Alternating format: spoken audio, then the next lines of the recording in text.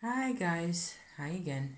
It's Celine, and it's still Tuesday, but I just went ahead to do my part two right away because I'm kind of, on a roll now.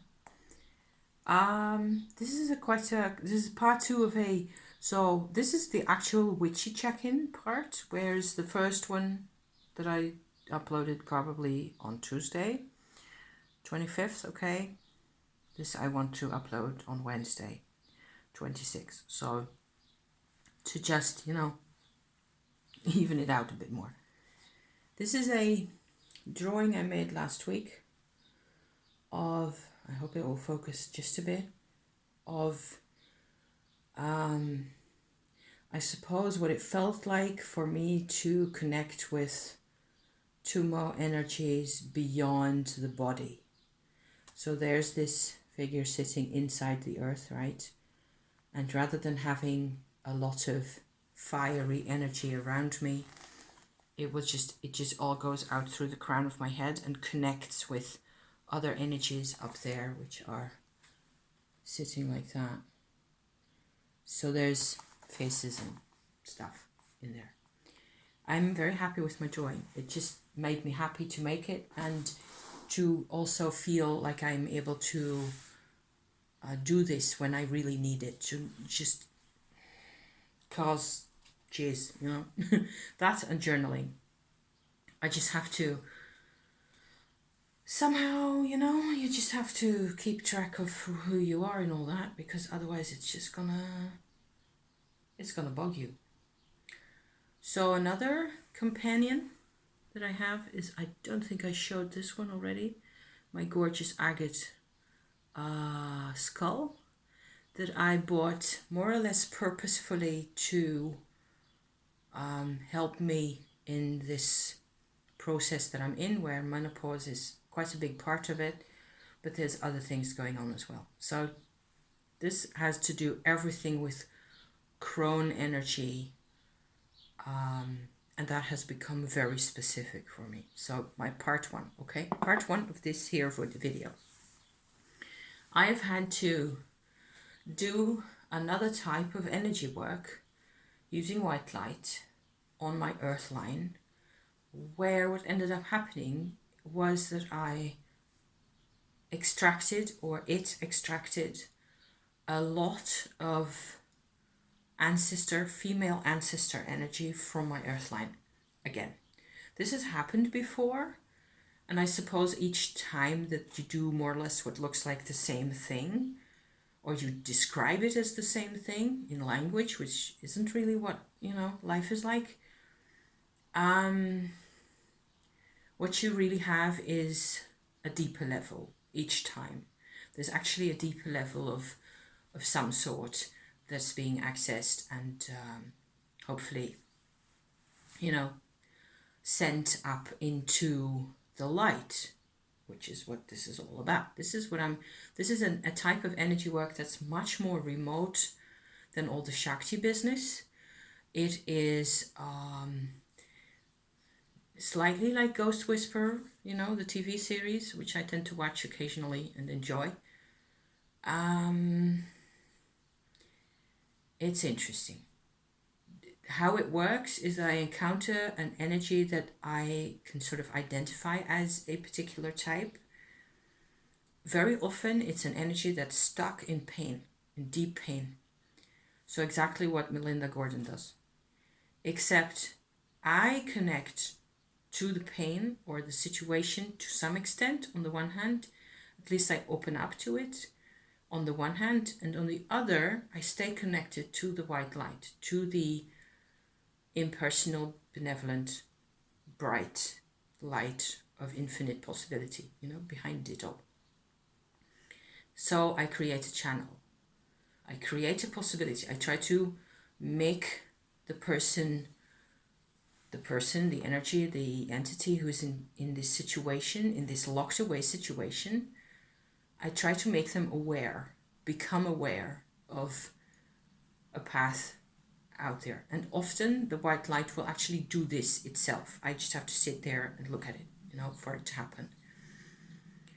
it's a type of activity that takes an enormous amount of focus, and so it's also kind of exhausting.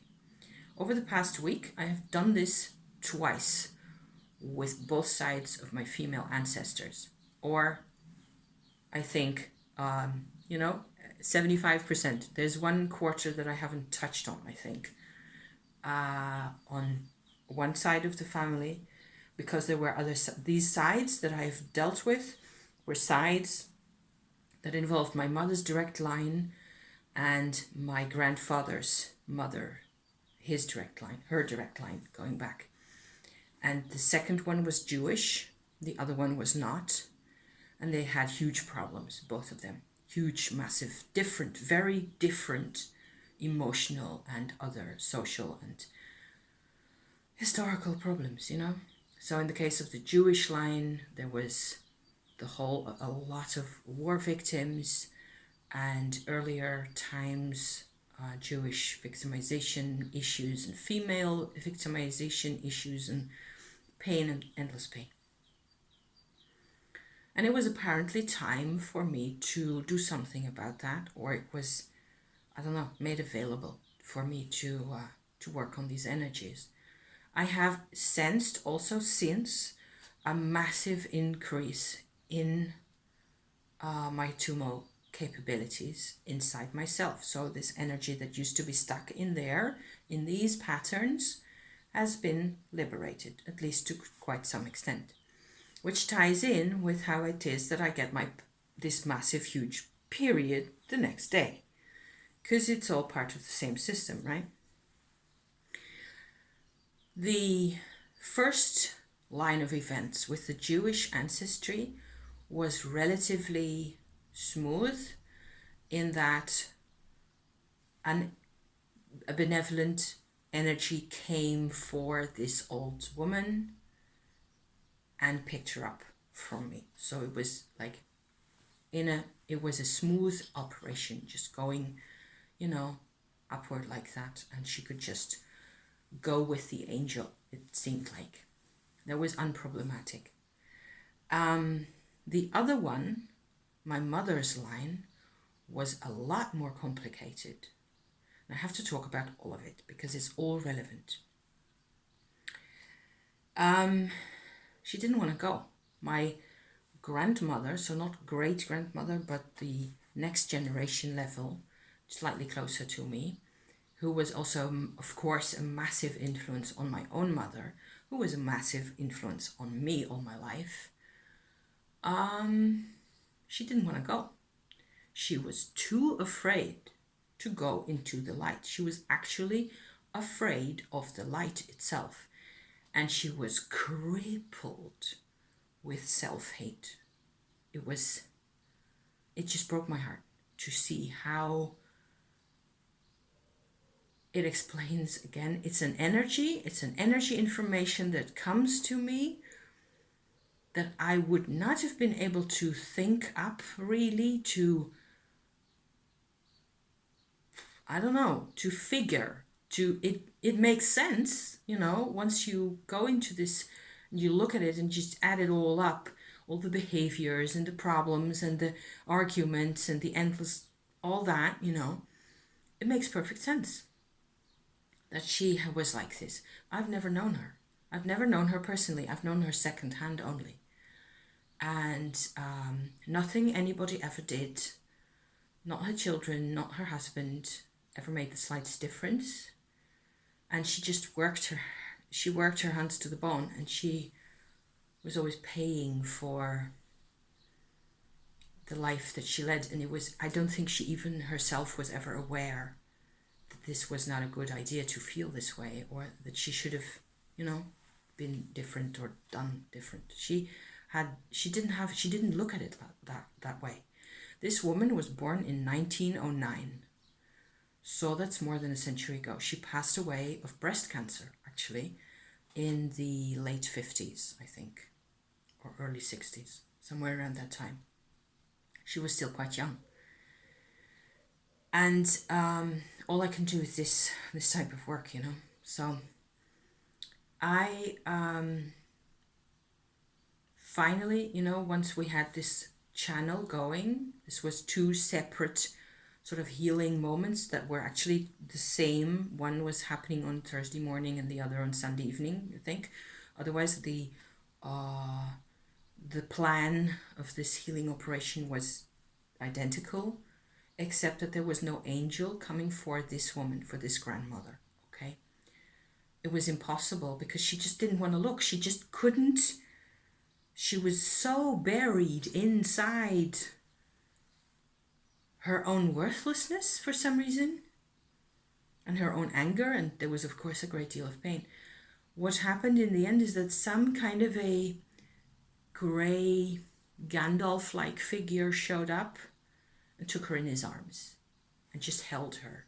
And she just burrowed into his chest like that and just sat there. And I left him at that. And for some reason, now that I'm talking about this, it doesn't feel like it's completely finished yet, because she hasn't...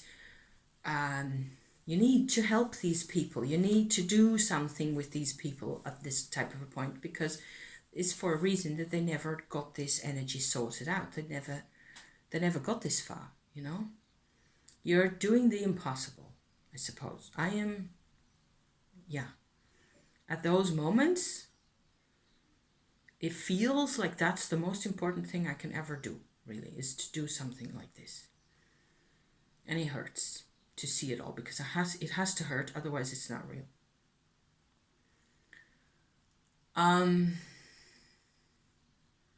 Often I've seen before, I'm realizing now that this type of a process takes time. Funnily enough, even though it's completely discarnate and it doesn't have anything to do with the body anymore, it still takes time to adjust to a different vibration, and it's quite possible that by now she has regained more of a sense of possibility for herself. She's more hopeful in a way. I think that's maybe it's enough to just say that right here, right now. So, okay, right? So those were the energies. Thursday and Sunday, I was in full menopause travail. I also had to do client runs with husband and see my friend and do all sorts of other things and vlog and whatever else, you know. I also, and I think this was on Wednesday, so before all this happened, I did a thing. I actually went to my graveyard, which is a place over yonder where it's behind a Catholic church that isn't in use anymore. The graveyard is still very much in use. It's fairly large, peaceful, has a couple of really nice big old trees. There's patches of grass fields that are still completely open. And it's a place I like to visit occasionally. I've always liked visiting graveyards and cemeteries. There's a distinction. One has a church and the other one doesn't. I can't remember now which is which. Whether the graveyard is actually the one that has the church. I think. I'll look it up.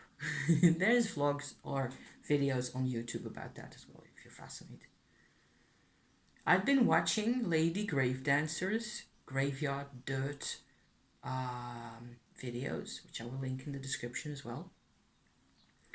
And I'd been fascinated again. I've been fascinated with that type of stuff for a while, on and off, last year and maybe the year before. And I was just interested to see whether I could use this, whether it be, you know, something I'd want. I'm not sure. I wasn't sure at the time. I'm still not completely sure because it's different. So I went ahead, I think Wednesday, but maybe Thursday afternoon after my phase with, the Jewish line. I went ahead and collected this. So this is my pot of earth that I got from completely at the back of the actual graveyard. It's on the surface of the graveyard, but it has no graves at that location. That's what's important for me. There's like a big hedge all around in most places. I think all around, really. There's a couple of trees, like lilac bushes and stuff like that. And there's in the middle at the back of everything, there's a little hedged off area where they dump, old plants and plant bits and roses that are dead and bits that are left over and bushes. Like people bring potted plants and stuff when they're done or dead. They just get chucked in there in that fenced off, hedged off area. And there's one huge, big ass old oak tree standing right there, like a yard in diameter or something, straight up like that beautiful oak tree. And I'd already kind of decided that I was going to go and collect this, if possible, from the foot of that tree. It's on the graveyard, but it's away from the graves. That's important to me because I don't have any personal connection to anybody lying there. I have no family connections to people lying there either. So it felt like the right way to go about this. They're not going to miss this tiny amount of earth. And I was just going to try and see if I could use that. I'd thought about it carefully beforehand and also decided that it's a very clean place. One of the problems with collecting dirt for whatever purpose in this country is the sheer number of people, cars and dogs everywhere.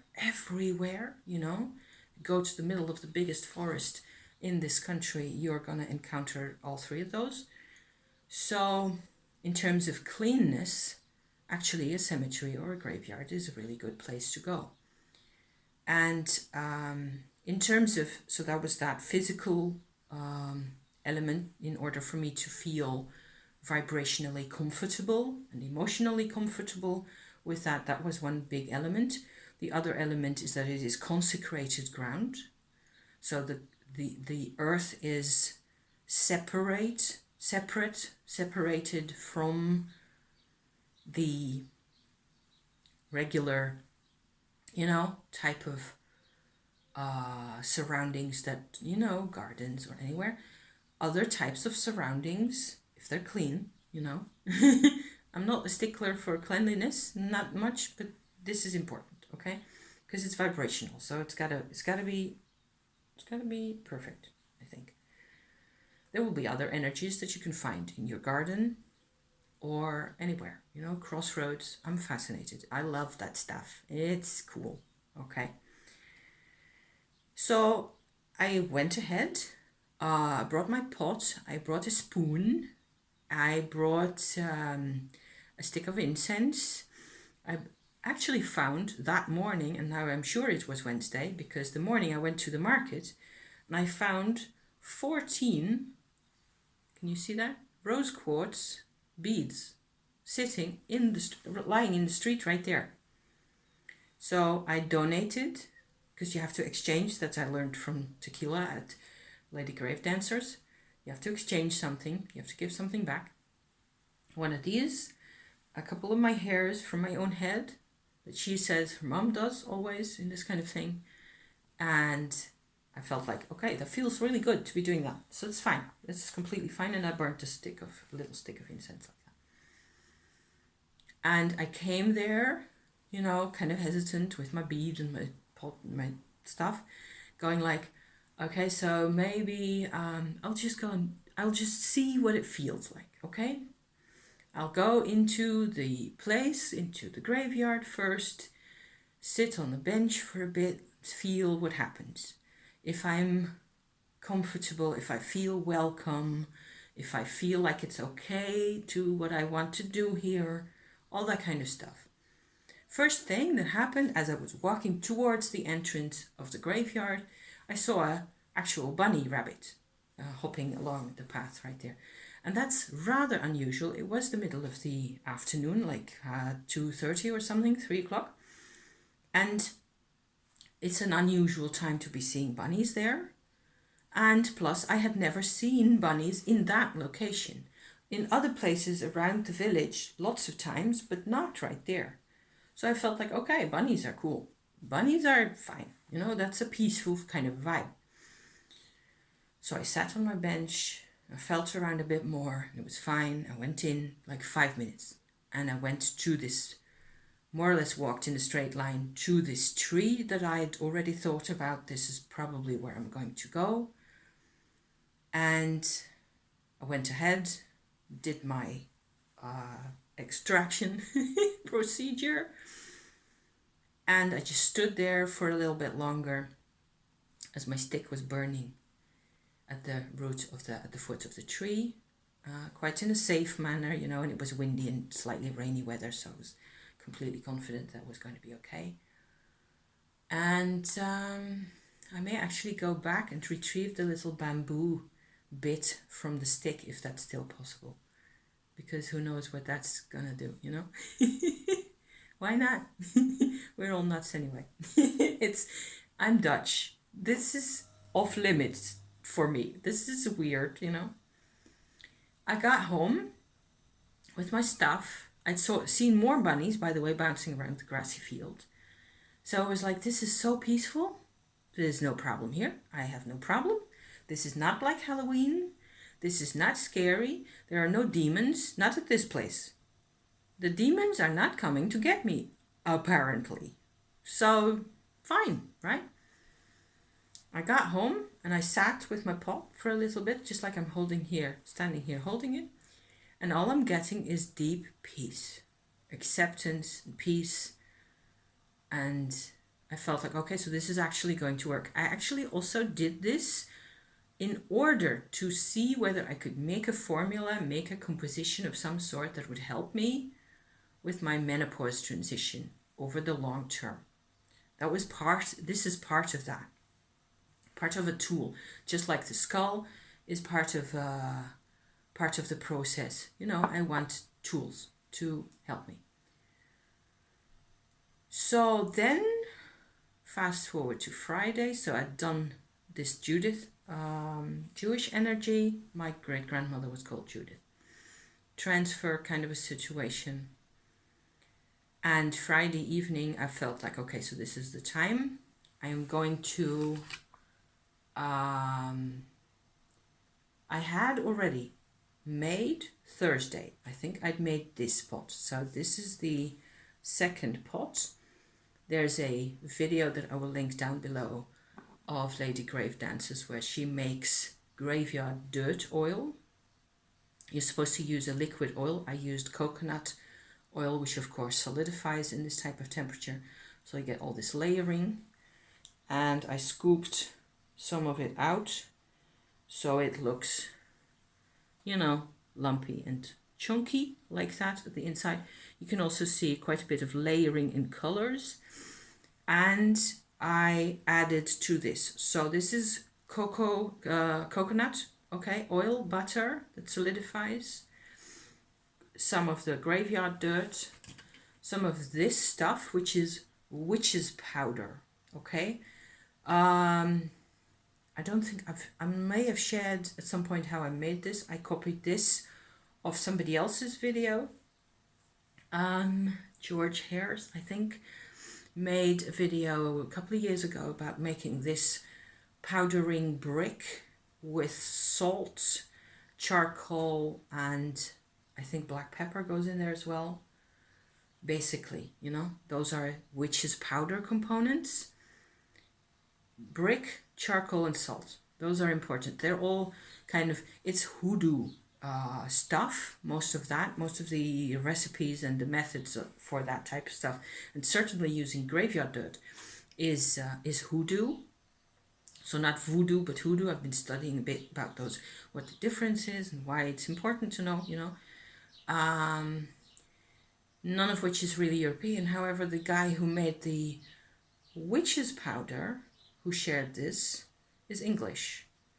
And so I'm having a sensation that there may be European history to this type of use of this type of product, this type of dust or dirt.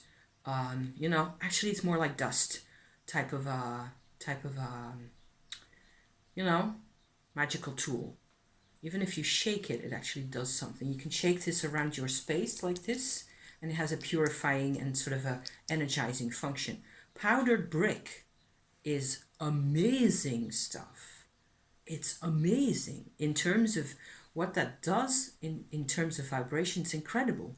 If you're into witchy business, this is why you're here, you know. It's fascinating. I collected bits of sea brick from the beach. I ground that up in my mortar with charcoal, and it's just so easy to make. And sea salt, and there's mugwort in here, and I added a few bits of resin to ground it all up, you know, because the fragrance is nice. And I wasn't confident at the time how I would feel about this. By now I am completely confident using this. I have used this quite a lot, carried it around with me, because it's like a little teeny tiny flask of sunshine, really, or earth warmth. It's so comforting to just have in your pocket. It's incredible.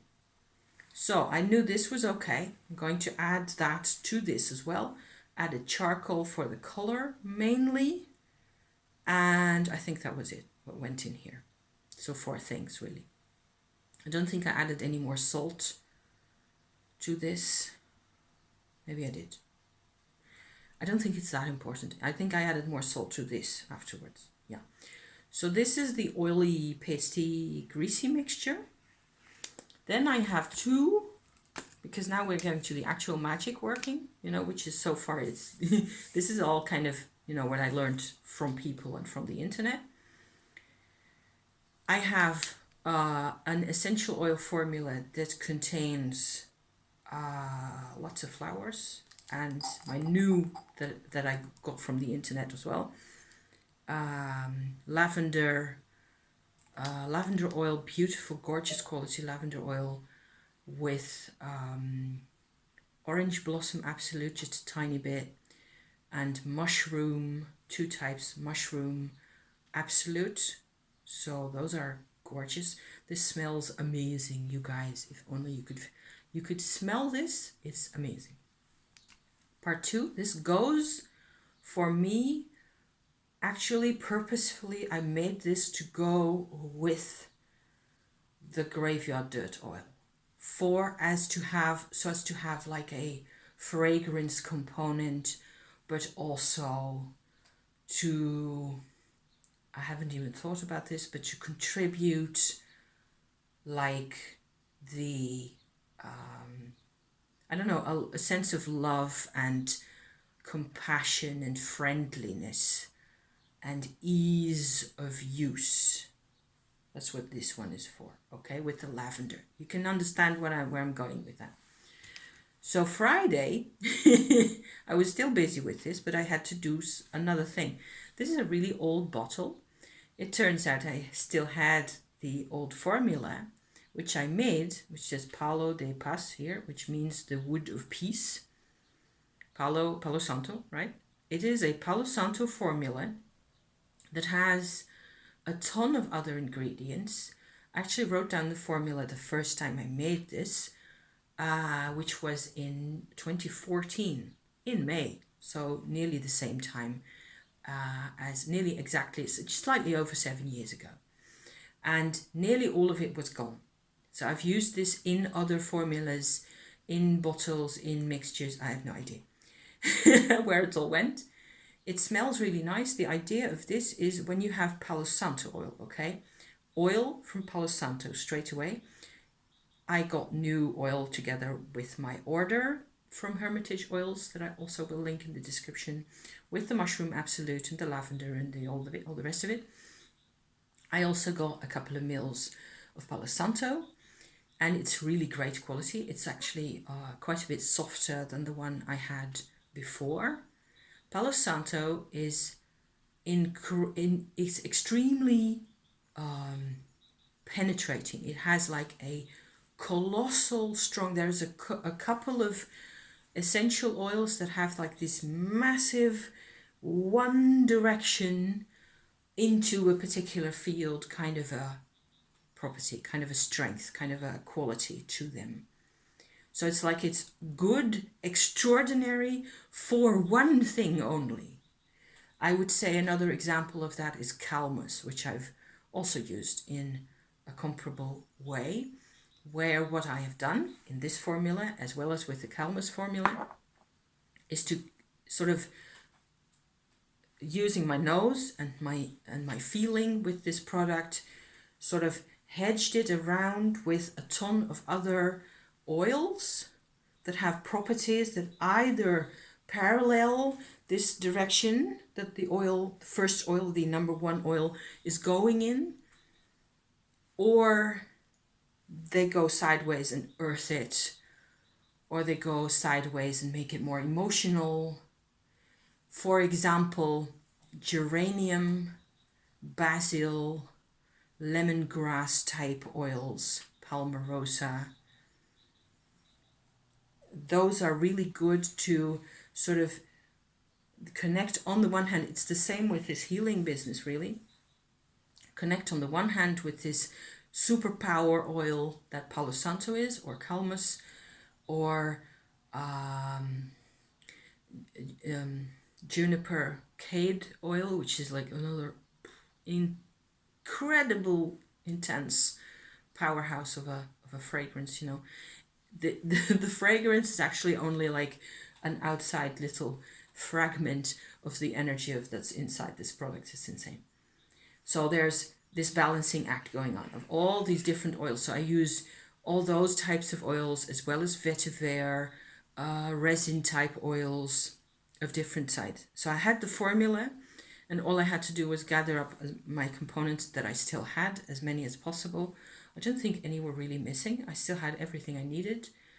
And I added those to my bottle, the same old bottle, in the same way, and shook that around a couple of times. So this has become the new version of the Palo de Paz. It actually still smells more or less the same as the old one did, which I think is pretty neat, because I didn't look at the proportions in the first formula. I only looked at the names of the oils that I needed to add. And I still have to compare my two formulas to see whether I made any big changes. So as long as there's enough Palo Santo oil in there, and enough of the, a couple of big ones like vetiver is an important one. I remember vetiver goes in here, but not patchouli, whereas patchouli goes in the Calmus one, okay, because it's different. It's different. Anyway, we're not done, okay? We're nearly done. We're getting there. The end result is this. 3 of these, and you'll never be able to make this out. This actually has a couple of blackish charcoal fragments sitting there looking very witchy. This is beeswax and coconut oil mixture that you can melt. You need a bain-marie, little pots that you can stick on the fire with hot water in, so you can melt all the different stuff together in order to get this show on the road, This contains the graveyard dirt oil, the witch's powder, both the essential oil mixtures in that, okay? And this is the product I was wanting. This is the product I was wanting to be able to put in my pocket, like so, or, hang around my neck, like so. I've got like a ton of these little types of pouches that I can just sew on the sewing machine with a thing like that. If I really wanted to sit on my heart chakra, this is what happens. This goes under here, none the wiser, and I can just feel what this does. And the actual effect of this has been 10 times more powerful than I was expecting. And I think that adding the graveyard dirt, I've made these before. I've made these types of little flasks before with mainly with either this Calmus oil type mixture that I talked about just now. I have not done any with this Palo Santo, but I probably will, to just see. I've been thinking whether it wouldn't be clever to have a series of bottles like this where you'd have, for investigation purposes, you could make one that has only the Palo Santo, Palo de Paz mixture, one that has only the flower and absolutes mixture, one that has only the witch's powder, and one that has only the graveyard dirt oil, and one that has only the graveyard dirt, you know, just to separate all the bits out and then see or feel what the vibrational nature of each is, you know, and how they actually add up to this. I'm not sure I'm actually going to do that. I will probably do a part of this. I can feel that this is intensely energizing. It's insane. It really is so powerful. And one of the things that I've noticed most of all wearing this on Saturday and parts of Sunday, because I haven't worn it all the time because that was too much, you know, is that it has brought me, which is a new thing compared to earlier sessions with similar bottles, this has actually brought me an immense sense of connection to people, to ancestors, really. And for better and for worse, you know? So that was very powerful, and I was kind of hoping that it was going to go there, and it sort of realized and manifested, and I'm still reeling, what with all my hormonal business going on at the same time. I'm like, whoa, you guys, it's incredible. The level of adding the graveyard dirt, you know, to this, provided it's the right vibe, provided it's actually where you're monitoring, you know, what it is that you want, what it is that you're getting, how you work with it, and a lot more can be said. It's like the key to life in the body as well, but a social life also, a life as a woman, a life as a human. I mean, anybody who's, if you feel disconnected